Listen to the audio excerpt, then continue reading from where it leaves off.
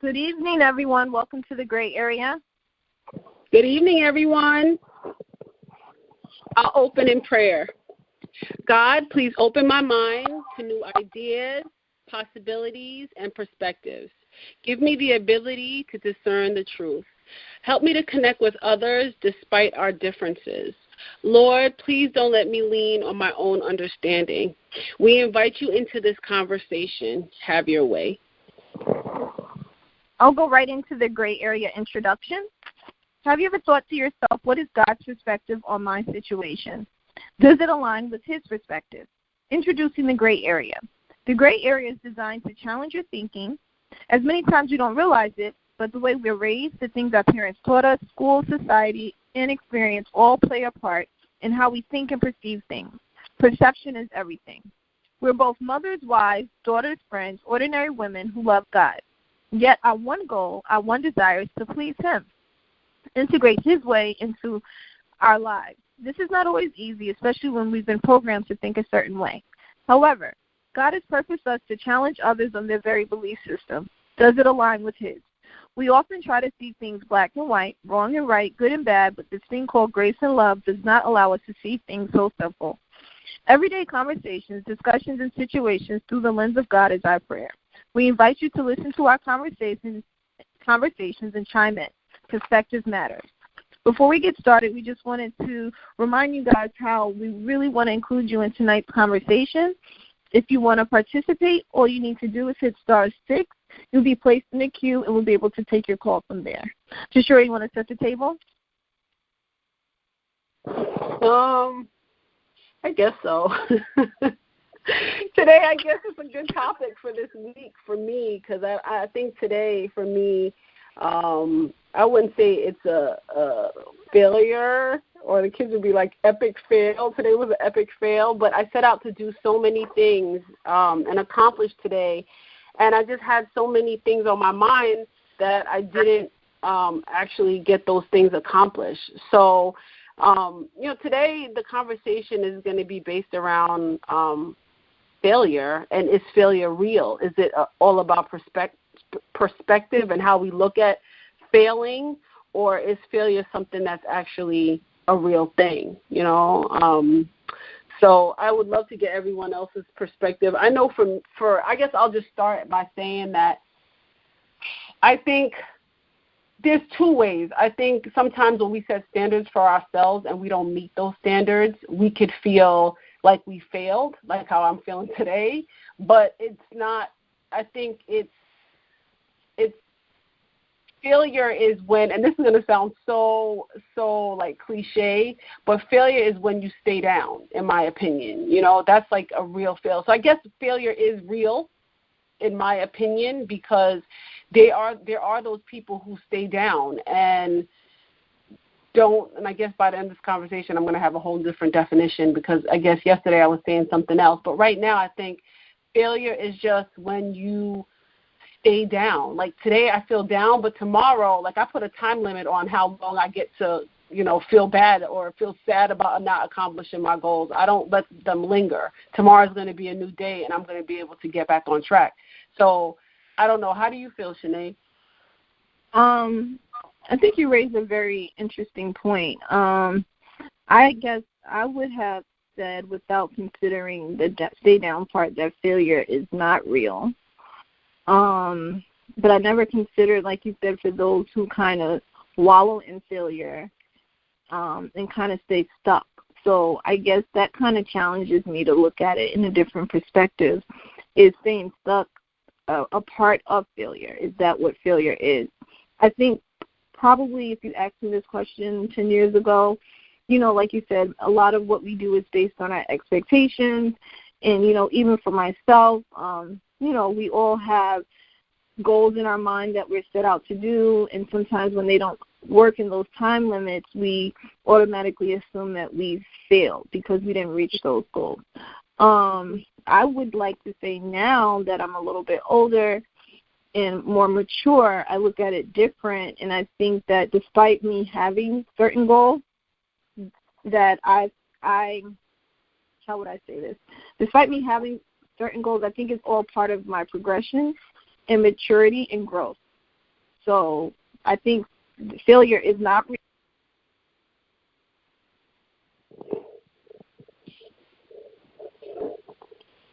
Shanae, are you still there? I'm sorry, my phone went in and out. I guess I was saying that, I think that part of even not achieving our goals is part of our growth and development.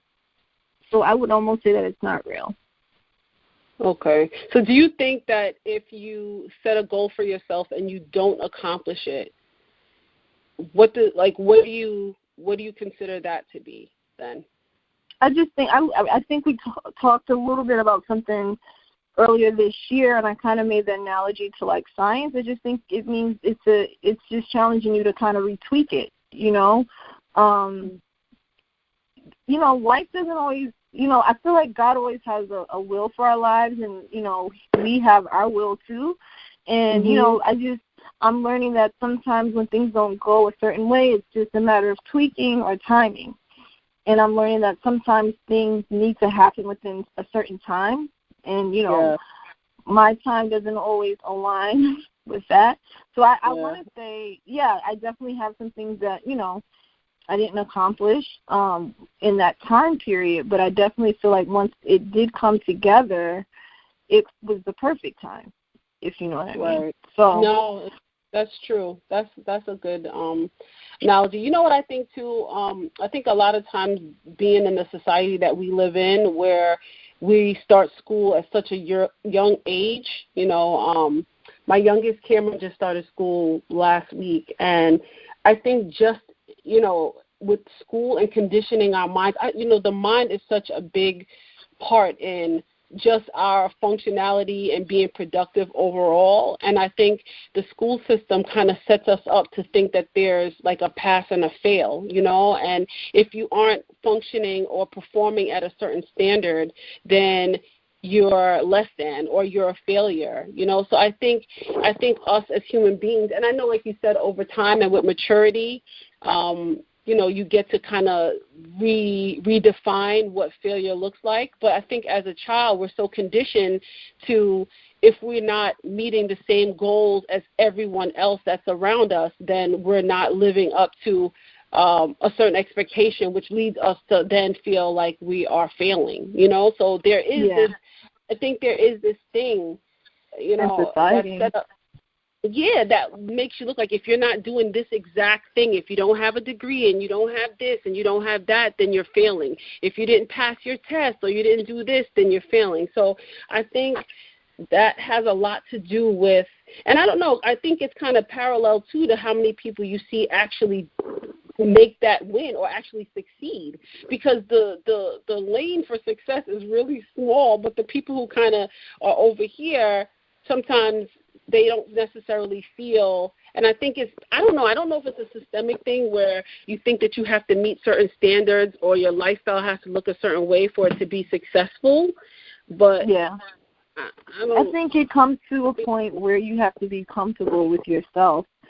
And I think that, I think society puts a lot of pressure on us. We are always comparing ourselves, all the systems that we have around us, whether it's Facebook, all these different things, we get to see how people are progressing. And I think that we naturally always size ourselves up, like, okay, she's doing this, I'm not quite doing that. So it's almost like we literally have to be comfortable in who we are. And this might sound cliche, but we almost have to learn how to create our own lane. How you attain something and your process to attaining it is going to look completely different, because it's our journey is uniquely different. And I think that that's not something that we always are able to come to reality. But I think that's ultimately what we learn as we get older in life, is that our journeys are all different. You may have taken 5 years to finish school. Someone may take 15. And it's still okay, because the expected end is still just as great. You get what I mean? So I think it's being comfortable. Yeah, you're right. Tonight, Shanae, I asked a special guest to join us, and I'll let him introduce himself. I see him in the queue right now. He had a few very interesting and really good ideas that he brought up in pertaining to failure. So I will let him in. Okay, sounds awesome. Good night, ladies. Good night. evening. Good evening. Yeah, I just wanted to, I guess this is Ainsley speaking. I guess I just wanted to really answer the question, and I do believe that failure is real, and I've felt failure, multiple times in my life, so I know the feeling of failure, but I think that with failure, you just have to you can't accept failure. With failure, I feel like you have to, there's some people that once they fail, that's it. They might think that, it's the end of the world, and my life is over after this, but that to me is accepting it, so I think the key to failure is just to, to sometimes to not accept it, and to just keep trying, you just have to keep trying whatever it is that you failed at, you just have to keep trying, and then that to me is how you kind of overcome it in a sense, Okay. Do you go ahead, Shanae. No, I was going to ask the caller, does he agree in the context of failure, do you think it's like not really setting out to accomplish, because it sounds like failure is subjective. Do you believe that it's just not maybe meeting your own personal expectations, or are there set standards that kind of define what failure is?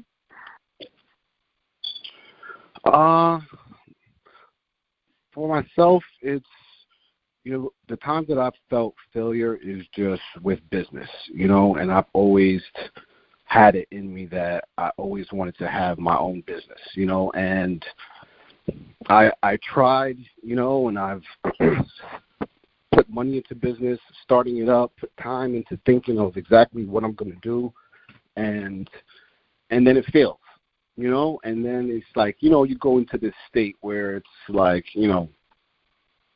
I failed, you have to actually go through that process. And previously, I felt like maybe I stayed too long, in that process. But it took me a little bit of time to actually see that, I can actually look back and just say, okay, well, this is the reason why I failed, So when I'm actually, so after doing that for a couple times, I just kind of understood now that, okay, failure is not just failure. Failure is for me personally, failure is how I learn. I pretty much, I would say half the things that I know now is through failure. Oh, wow. Just trying, because I've never, I guess the way that I've always thought is that I haven't really, the way I think, I would say, I've never had people around me that really thought the same way that I did.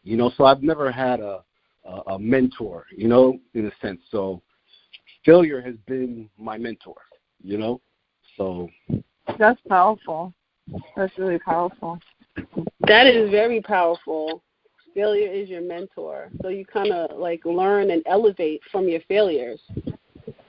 Exactly. And it's, now I'm just kind of to the point where, everyone fails. Everyone. If you hear everyone's story, everyone fails. But it's just what you do with that failure. You're just gonna let that failure just overcome you, or are you gonna learn from the failure and move on.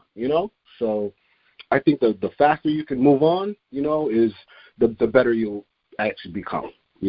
At taking failure on. But I'm just, like I said, I'm at a point where I'm not scared of failure, because I know that whatever it is, I'll be able to figure it out, quick and just move on, so that's pretty much. You said something, and we have somebody else that wants to chime in to what we're saying, but you said something that I thought, and caller, can you just hold on 1 second for us? You said something that I thought was really, really good, and I heard this also said before that, I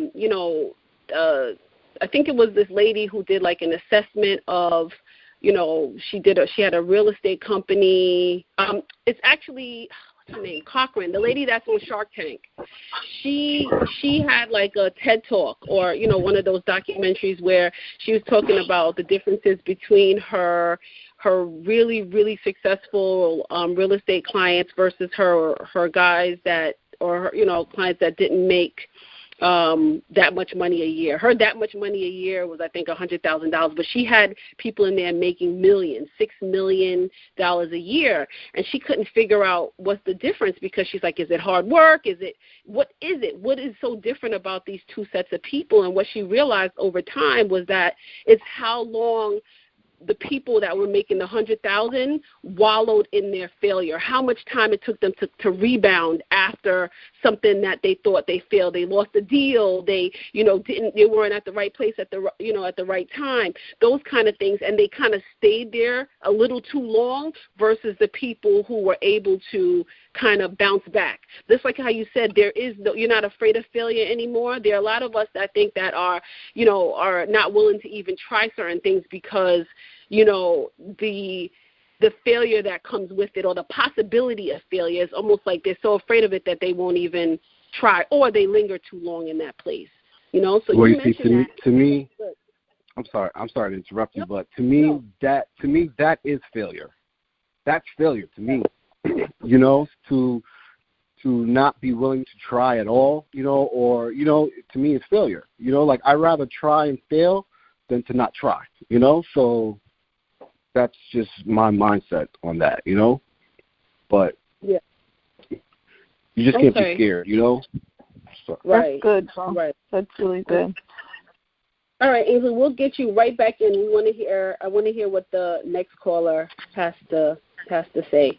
And then you could just stay like on standby, if that's okay. All right. Sure.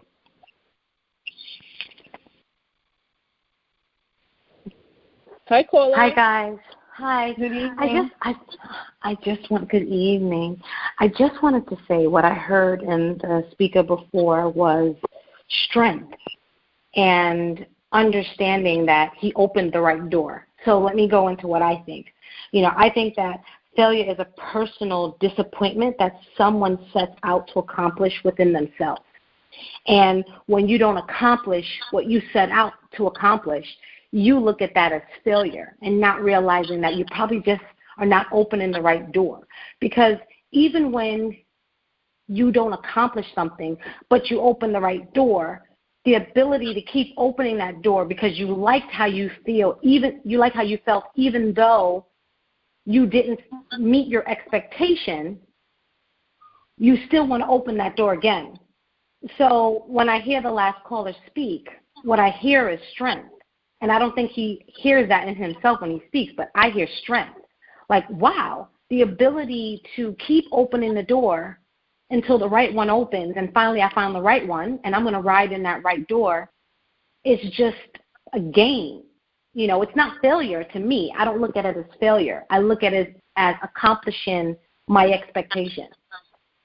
That's good. So I have a comment. I have a comment to that because I think and this is the thing that I think is bringing me into the gray area tonight. I think while you're going through the process of not accomplishing what you want to or setting out to do, putting money, time, effort, energy into something, and it doesn't turn out the way you expect it to, I think while you're going through that process, it feels like it. But I think on the other side of it, when you get back up, when you keep going at it, it becomes this thing that is, you know, not failure, almost like, you know, like Ainsley said, it's motivation, it's strength, like you said. So it turns into that. I think that's where we have to. So that's why I think it's important not to stay down, because I think sometimes when you're going through something, when you put that energy in and that time and that money, you know, it's like, oh my goodness, you know, as we talked about it last week, time is life. Like how, you know, we gotta, you feel almost like defeated. But I think when you get back up is when you could see that, you know, you've gained strength from that failure, or you've gained wisdom from that failure, you know. So it's but what I hear you saying is different. I hear you saying disappointment. When I don't reach my goal, I am disappointed. But then I use the word as failure, because I think that we've all have this stigma in our head, and sometimes I don't know where it comes from. Like, who defines what we're supposed to do? Who defines your path? Are we looking at our friends, our neighbors, our boss, our siblings? Who do you look at to determine what you have done as failure? It's mainly your disappointment of what you haven't achieved within yourself. It's self-actualization. So you're looking within yourself and you're saying, I'm mirroring myself and I don't see what I want to see. So now, boom, I attribute that to failure. And in all actuality, it is actually I am disappointed in what I'm not seeing. And so I'm not where I want to be. I'm disappointed. And so I sit low, and not pick yourself up. And so to me, that's what I attribute to failure, is one's in disappointment within themselves. Yeah, that's kind of. I like that. I think that knowing the difference between disappointment and actually failing, because disappointment is just it's a real feeling, but like you said, is that feeling a reality of what's really happening? And as everyone was talking, I keep thinking of the scripture where it says that all things work together for good. So even when you try something and it doesn't work based on, what you were expecting, it ultimately will, as long as, like the caller said, you keep trying, it has to work, And so I think that initially we talked about perspective, but I also think, like the caller said, you have to know the difference between the feeling of disappointment and the reality of failing, because it definitely sounds like they're two different things.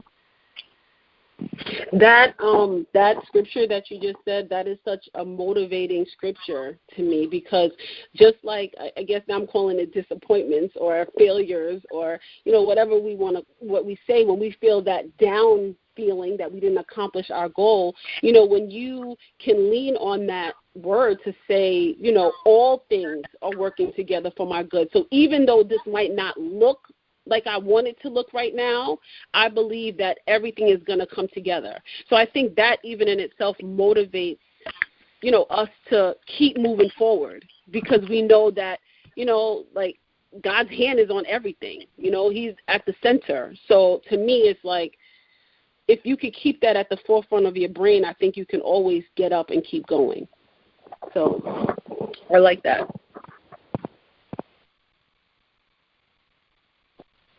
Caller? I am still here. Oh, okay. All right, I'm gonna let you out of the queue now. But I think it's I think it's important that we kind of focus on it. And I guess I'm changing my perspective the more and more we talk, because earlier today I was like back and forth, because I guess just in some we do see failure is a real feeling, or you could feel like you failed because you didn't meet, even if it's a standard that you put on yourself or your environment around you put on you, that's still a feeling because you didn't accomplish what you set out to do. But I think over time, like I said already, that it can turn into that thing that actually puts the fire under you to keep on going. Yeah. One of the things that I also heard our first caller talk about, he didn't say it directly, but, the premise of what I heard was determination. Mm-hmm. Like, he's, just hearing him speak, there's a part of it that requires determination in the process, because I'm trying to think of, like, what's tangible, like, how do you, disappointment's a real feeling, so what do you do to get past that disappointment? Right. And I don't know how well I can answer that, but I'm just curious, like, how do you move past that? Because it's a real feeling. It is. And how long you stay there matters, too. Yeah. Yeah. All right, so we have somebody in our queue. I'm going to let them in. Hi, caller. Hi, this is Jay from Queens. Hi, caller. Hey, So I didn't get all of what the conversation was in the beginning, but I'm left with questions for you guys, and based on my perspective. Why is failure a bad thing? and I say this because imagine what life would be like if nothing ever failed. Yeah. Failure in itself gives room for innovation. If nothing ever failed, we would have nothing to improve on. So I look at failure as an opportunity to be able to reevaluate, reassess, and improve. So, if we think about the scripture where it says all things work for the good of them who are called by God according to his purpose, if you did not fail, you wouldn't leave opportunity for God to work in your life. Mm-hmm. Very true. So, I know that someone just quoted that scripture, but I think it's very fitting to look at it like, failure gives us room to grow. Disappointment gives us room for observation. So it's really in failure, disappointment is really all in how you look at it. I could be disappointed by an outcome of something, but use that disappointment and take an evaluation of my feelings on why I was disappointed to be able to have a new outcome in my next try at something that I'm going to do.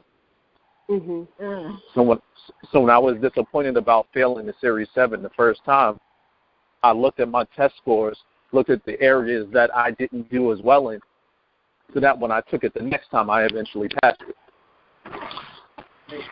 Right.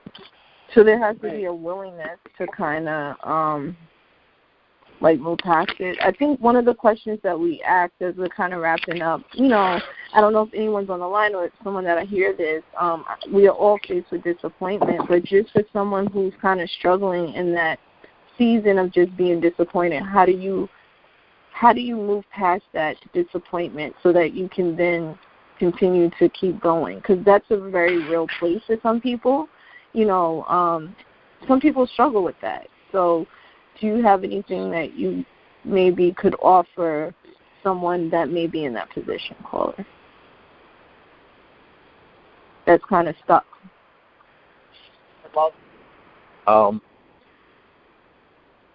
When you're always forward thinking and always in a place of how I can continue to move forward even in failure, you won't allow being stuck to stop you, because the goal requires that we continue to press forward.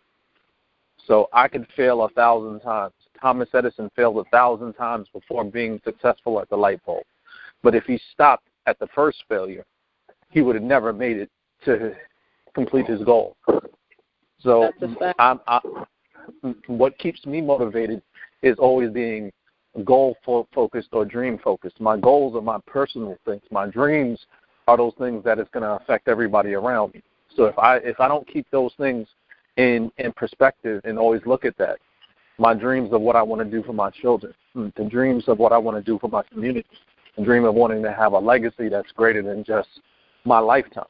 These things are what keeps me driven in the midst of everything else that may be going on in life that may not be going the way I want it to. So that would be my encouragement. Thank you so much, Jay. That was really, really, really good. That was really good. Thank you. Shanae, we have another caller in the queue.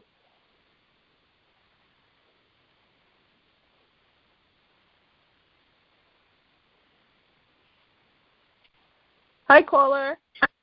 Hello. I just wanted to just to answer Shanae's question. I think my words of encouragement to anyone would just be that for me personally, I know Bob Marley has a line that he says that when the rain falls, it doesn't fall on just one man's house. So what I take from that is just that, when you're down, when you feel, depressed or feeling failure, you just have to, stop and just really realize that you're not the only one. Everyone goes through it, So I kind of just put that in my mind, and that just kind of allows me to, overcome whatever feeling I may feel, just to know that, it happens. It's a part of life. It's a part of growing as a person. you know, and you just have to know how to just, you know, keep moving, you know. So those were my last words. Thank you, caller, for just being like normalizing it. Like this is a part of life. Yep. Tishore, do you have any final things? I mean, before you go, because you'll probably bring us home, I just wanted to just say that I'm just sitting here thinking that it requires a level of faith. And, you know, to that person who may be struggling, it's just a sign of your, you know, your lack of faith. And so that's something that you kind of have to kind of pray about and ask God, you know, to help you increase your faith in your unbelief, because so a man thinketh, so shall it be, you know. So I think that for me, that's something I would kind of leave that person with, because you have to believe that it's going to work. Like you just have to, even when it doesn't look like it. You know, that's part of faith, is believing. And we talked about this in the laws of attraction, is believing even when you don't see it. You know, and I think that it all kind of goes to the working of how faith works. Yep. Definitely. We have one. That was really good, Shanae. We have one last caller. I'm gonna let them in. I guess they wanna conclude also. Hi, caller. Good evening. Guys, last thing I wanted to say real quick was, you know, my motto is consistency brings forth change. And so if you are consistent in something that you really want to accomplish, you will eventually see the change. So you can't give it up. You just got to be consistent. And so consistency brings forth change. Lastly is we, as people, we have the ability to control our emotions, right? And so if we're not succeeding in something, we cannot allow our disappointments to keep us down. If we keep reaching up, eventually we will absolutely get to where we want to be. So, you know, just don't suppress yourself. Just keep fighting for what you want and going for it. And just take it day by day, step by step. And just remember that my motto is consistency brings forth change, and you will change your narrative. I like Thank that. you. Consistency. Very important. Yep. Thank you, caller. Thank you, caller. And I guess, you know, while everyone was talking, I thought of, and this might be, I don't know if anybody else listens to his name Gary Vee. Every now and then I listen to him, and he's hilarious. And he had this thing the other day where he was talking about like his biggest, people would say he was like, this was the worst thing he ever did, and he had 2 opportunities to like sign to go in on the deal for Uber, and he turned it down.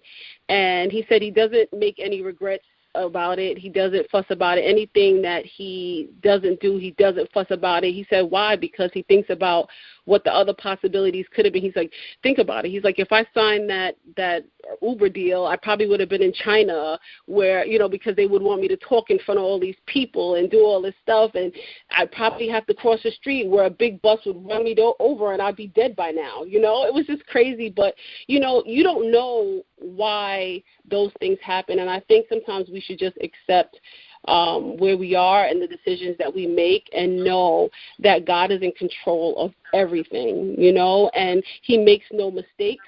And like, you know, I'm just bringing everybody's conversation, and I think it was Jay that said it, that, you know, failure leaves room for improvement. And so we can see God work in what we do to come back, when we come back better. You know, you see the move of God. You see how things, all, you know, everything comes together for you. So, you know, the alternatives might not have been so good, even though they seem to be that good in the beginning. So that's what I want to leave everybody with. This topic was great. Thank you for everybody who chimed in and gave their perspective. I'm sure we're all at a different place. I know I am at the end of this conversation. And I would just encourage everybody to follow us on all social media platforms, and please email us at thegrayareaconversation@gmail.com for future topics. And we thank you so much for listening, and see us here next week, 9:30. Thank you. Good evening, everyone. Have a good night.